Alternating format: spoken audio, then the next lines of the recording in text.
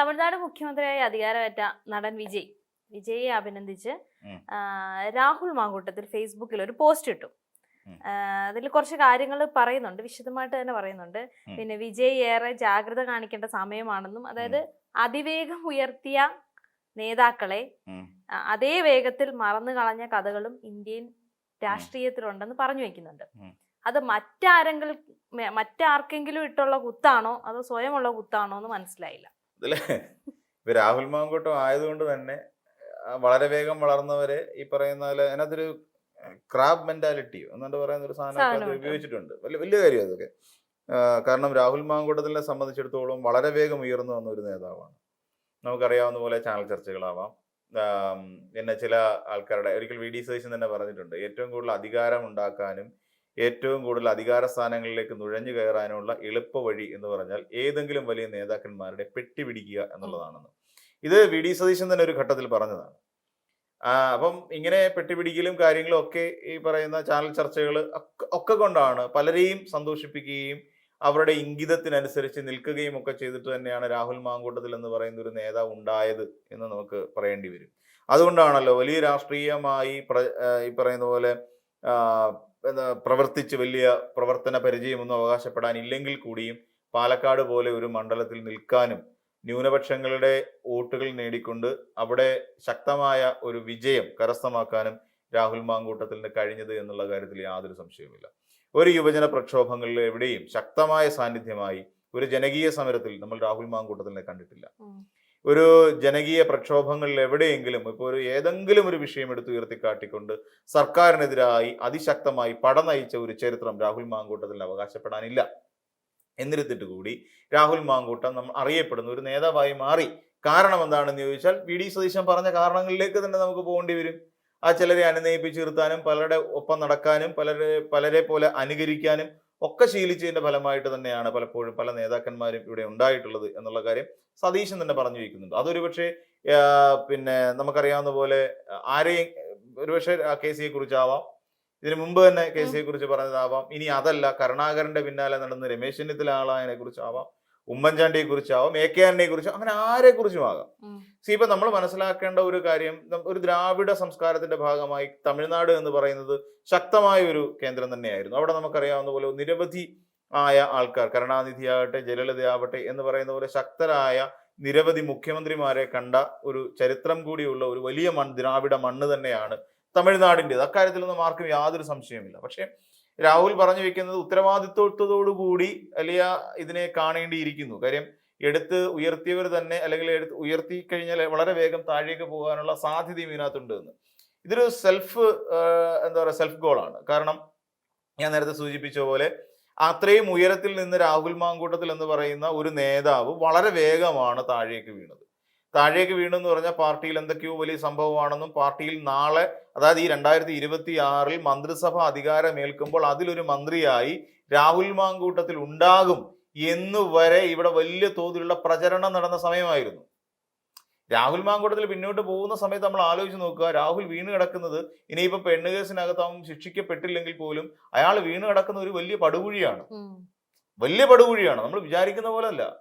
കാരണം എന്താണെന്ന് ചോദിച്ചു കഴിഞ്ഞാൽ ഇന്ന് 2026 UDFന്റെ മന്ത്രിസഭയിൽ മന്ത്രിയാവേണ്ടിയിരുന്ന ഒരാള് ഇന്ന് കിടക്കുന്ന സ്ഥാനം ഒരിക്കൽ പോലും കോൺഗ്രസിലെ അംഗത്വം പോലും ഇല്ലാത്തൊരവസ്ഥയിലാണ് കിടക്കുന്നത്.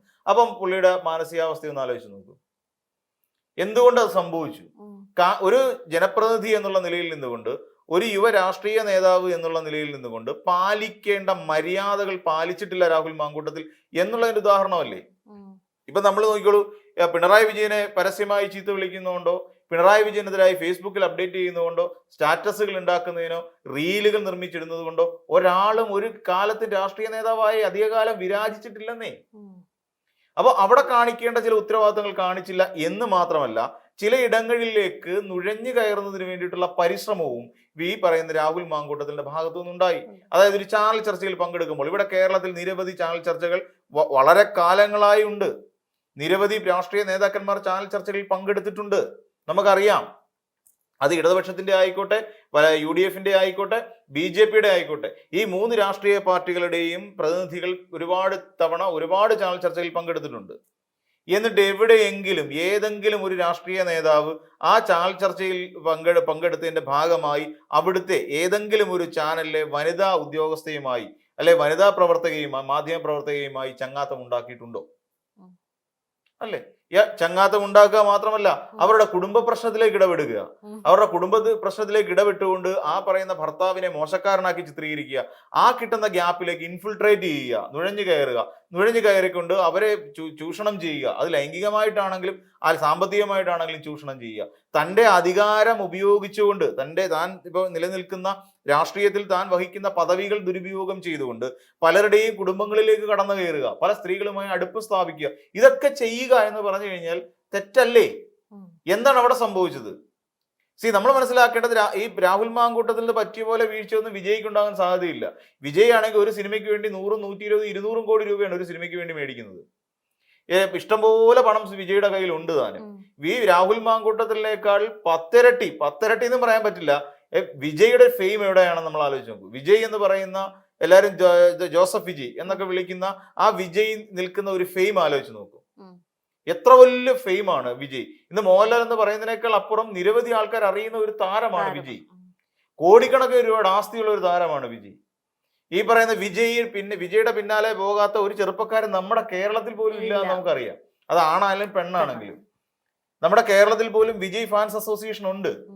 അപ്പം അത്രയും ശക്തനായ ഒരു നേതാവിനെ അല്ലെങ്കിൽ അത്രയും ശക്തനായ ഒരു ചലച്ചിത്ര താരം കൺവെർട്ട് ചെയ്ത് നേതാവായ ഒരാളെ പറയാണ് കുറെ ഊർജ്ജസ്വലമായി ചിന്തിക്കണം, ഇപ്പൊ കാര്യങ്ങളുടെ ഉയരങ്ങളിൽ നിന്ന് വീഴുമ്പോൾ പ്രശ്നം ഉണ്ടാവുമെന്ന് പറയാന്ന് പറഞ്ഞ് ആലോചിച്ച് നോക്കൂ. രാഹുൽ മാങ്കൂട്ടത്തിന് ഉളുപ്പുണ്ടോ? അത്ര ഫെയിമിൽ നിന്നിട്ട് പോലും രാഹുൽ മാങ്കൂട്ടത്തിൽ കേൾപ്പിച്ച പോലെ ഒരു പഴി ഈ വിജയ് കേൾപ്പിച്ചിട്ടില്ല. അതാണ് ആ വ്യത്യാസം നമ്മൾ മനസ്സിലാക്കേണ്ടത്. ഏറ്റവും ഒടുവിൽ ഇപ്പൊ ഉയർന്ന തൃഷ വിവാദം മാത്രമാണ് ശരിക്കും പറഞ്ഞ വിജയുമായി ബന്ധപ്പെട്ടുകൊണ്ടുള്ള ഒരു സ്ത്രീ വിഷയ ചർച്ചകൾ. വിജയുടെ ഇമേജിനെ അതൊന്നും ബാധിക്കില്ല. കാര്യം എന്താ?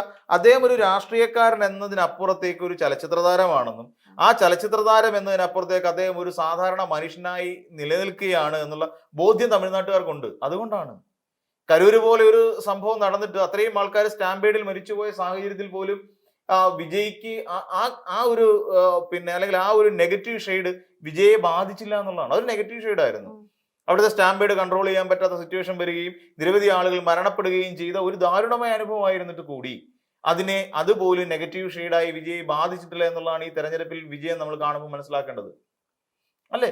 ആ വിജയിയാണ് രാഹുൽ മാങ്കൂട്ടത്തിൽ ഇവിടെ നിന്ന് ഉപദേശിക്കുന്നത്. വീഴ്ച സത്യം പറഞ്ഞാൽ അത് ചിരി വരികയാണ്. ഈ പറയുന്ന രാഹുൽ മാങ്കൂട്ടത്തിൽ വീണത് അല്ലെ അങ്ങനെ ഒരു വീഴ്ച ഉണ്ടാവുന്ന കാര്യം നമ്മളിപ്പോ ഈ പറയുന്ന പോലെ ക്രാബ് മെന്റാലിറ്റി എന്ന് പറയാൻ അദ്ദേഹം സൂചിപ്പിച്ചിട്ടുണ്ട്. അതിന്റെ അർത്ഥം വെക്കുന്നത് എന്താണ്? രാഹുൽ മാങ്കൂട്ടത്തിൽ ക്രാബ് മെന്റാലിറ്റി എന്ന് പറയുന്നത് ക്രാബിന്റെ സ്വഭാവം. ക്രാബ് മെന്റാലിറ്റി എന്ന് പറഞ്ഞാൽ ഇവരുടെ ഒരു ഞണ്ടിന്റെ ഒരു സ്വഭാവം. ഇപ്പൊ ഒരു ഞണ്ടിനെ നമ്മളൊരു പാത്രത്തിൽ തുറന്നിട്ടേക്കാണെങ്കിൽ ഈ ഞണ്ട് രക്ഷപ്പെടില്ല. ഈ പാത്രത്തിന് പുറത്തേക്ക് ഞണ്ട് പോവില്ല. ഒരു ഞണ്ട് പോലും പുറത്തേക്ക് പോവില്ല. കാരണം എന്താ വെച്ചാൽ ഈ ഒരു ഞണ്ടിങ്ങനെ കയറി വരികയാണെന്ന് വെച്ചു, അതിന് രക്ഷപ്പെടാനുള്ള സാഹചര്യം ബാക്കിയുള്ള ഞണ്ട് കൊടുക്കില്ല. ഇത് കാലെ പിടിച്ച് താഴേക്ക് വലിക്കും. അപ്പോൾ ഒരിക്കലും ഉയർന്നു പോകാൻ അനുവദിക്കാത്ത മെന്റാലിറ്റി ഉള്ളവരെയാണ് ഈ ക്രാബ് മെന്റാലിറ്റി ഉള്ളവർ എന്ന് പറയുന്നത്. അപ്പൊ രാഹുൽ മാങ്കൂട്ടത്തിൽ ഇവിടെ ക്രാബ് മെന്റാലിറ്റിയെ കുറിച്ച് സൂചിപ്പിക്കാൻ എന്താ കാരണം?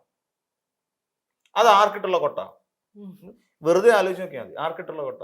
സ്വന്തം പാർട്ടിക്കുള്ളിലെ ഏതോ ഒരാളെ ലക്ഷ്യം വെച്ചുകൊണ്ടാണ് രാഹുൽ മാങ്കൂട്ടത്തിൽ ഈ ക്രാബ് മെന്റാലിറ്റി അവിടെ സൂചിപ്പിച്ചിരിക്കുന്നത്. അതുകൊണ്ടാണ് ജാഗ്രതയോടുകൂടി മുന്നോട്ട് പോകണം എന്ന് ഈ പറയുന്ന വിജയിയെ ഇങ്ങനെ ഉപദേശിക്കാനുള്ള കാരണം അത് തന്നെയാണ്. ജാഗ്രതയായിട്ട് മുന്നോട്ട് പോകണം. വിജയ്ക്ക് ആവശ്യത്തിന് ജാഗ്രതയുണ്ട്, ആവശ്യത്തിൽ കൂടുതൽ ജാഗ്രതയോടുകൂടി തന്നെയാണ് വിജയ് പോകുന്നത്. തന്നെയല്ല, തമിഴിന്റെ ഒരു സംസ്കാരം അനുസരിച്ച്, തമിഴ്നാടിന്റെ ഒരു രീതി അനുസരിച്ച് വിജയിയെ അത്യാവശ്യം ഫാൻസ് ഉള്ള അത്യാവശ്യം എന്നല്ല, ആ തമിഴ്നാട് മുഴുവൻ ഫാൻസ് ഉള്ള ഒരാളാണ് ഇളയ ദളപതി എന്നറിയപ്പെടുന്ന ഒരാൾ. ആ ആളിന് അത്യാവശ്യം ഫാൻ ബേസ് ഉണ്ട്. ഇനിയും വിജയ് എന്തെങ്കിലും 1 or 2 തെറ്റ് ചെയ്താൽ പോലും തമിഴ്നാട്ടുകാർ പോട്ടെ ഞങ്ങളുടെ കുട്ടിയാന്ന് വിചാരിച്ച് അങ്ങ് മറന്നു കളയും. അതാണ് വിജയ്ക്കുള്ള ഒരു പോപ്പുലാരിറ്റി. ആ വിജയ് ഉപദേശിക്കാനൊന്നും ശരിക്കും പറഞ്ഞ രാഹുൽ മാങ്കൂട്ടത്തിൽ വളർന്നിട്ടില്ല. ഈ ഉപദേശിച്ചതിന്റെ ഒരു പ്രധാന കാരണം തനിക്ക് നേരിട്ടിട്ടുള്ള ദുരനുഭവങ്ങൾ വിജയെ പോലെ ഒരാൾക്ക് ഉണ്ടാകരുത് എന്ന് കരുതിയിട്ടാവും.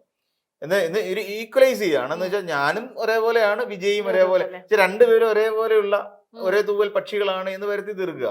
പിന്നെ തന്നെയല്ല, തനിക്ക് പാർട്ടിക്കുള്ളിൽ നിന്ന് കിട്ടിയിട്ടുള്ള തിരിച്ചടികൾ അത് VD സതീശന്റെ ലക്ഷ്യം വെച്ചുകൊണ്ടുള്ളതാണ്. സതീശനാണല്ലോ ഈ വലിച്ചു താഴെ കിട്ടത്. വെച്ചാൽ ഉയർന്നു പോയേക്കാമായിരുന്ന അയാളെ രാഹുൽ മാങ്കൂട്ടത്തിനെ പെട്ടെന്ന് വലിച്ചു താഴേക്കിട്ടത് പിന്നെ വി ഡി സതീശനാണല്ലോ. എന്തുകൊണ്ടാണ് വി ഡി സതീശൻ അങ്ങനെ ചെയ്തത്? പാർട്ടിയുടെ മുഖം രക്ഷിക്കാൻ. അവിടെ പാർട്ടിക്കുള്ളിൽ കിടന്നുകൊണ്ട് തോന്നിവാസം കാണിച്ച ഒരാളെ ആ സമയത്ത് തന്നെ ചെവിക്ക് പിടിച്ച് പുറത്തേക്ക് കളയുന്ന തന്റെ ഇടമുള്ള ഒരു നേതൃത്വമാണ് വി ഡി സതീശന്റേത്. ആ വി ഡി സതീശൻ അത് കാണിച്ചു എന്നുള്ളത് വി ഡി സതീശന്റെ അങ്ങേയറ്റത്തെ നിലപാടിനെ സൂചിപ്പിക്കുന്ന ഒരു കാര്യമാണ്.